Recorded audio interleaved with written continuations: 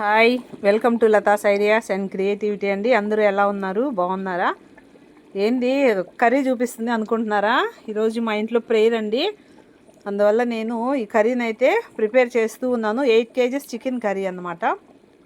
నేను ప్రిపేర్ చేయడము షూట్ చేయలేకపోయిందండి, పని ఎక్కువగా ఉండడం వల్ల.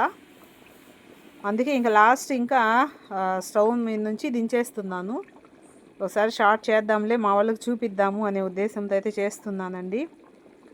ఈసారి నేను మీకు నా స్టైల్లో ఎలా చేయాలనేది చూపిస్తానండి. దీంట్లో అయితే కాజు పేస్ట్ వేశాను, తర్వాత తెల్ల నువ్వులు పేస్ట్ వేశానండి. అవి వేయడం వల్ల వేరే టేస్ట్ అన్నమాట. కస్తూరి మేతి వేశాను. ఒకసారి అయితే నేను నా స్టైల్లో చూపిస్తానండి, ఏమనుకోవద్దు. ఈరోజైతే చాలా హెవీ వర్క్ అండి నాకు ఇంట్లో. స్కూల్కి సెలవు పెట్టేసి ఇంకా వర్క్ చేస్తూ ఉన్నా అన్నమాట.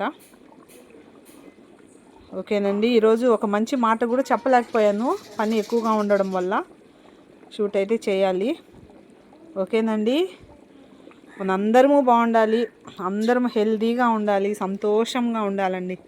నేనైతే ఎప్పుడు అదే కోరుకుంటా. ప్రతి ఒక్కరూ బాగుంటేనే మనము బాగుంటాము. ఓకేనండి, మరొక మంచి వీడియోలో మరలా మీ ముందుకు వస్తుంది మీ లతా శ్రీనివాస్. బాయ్ అండి.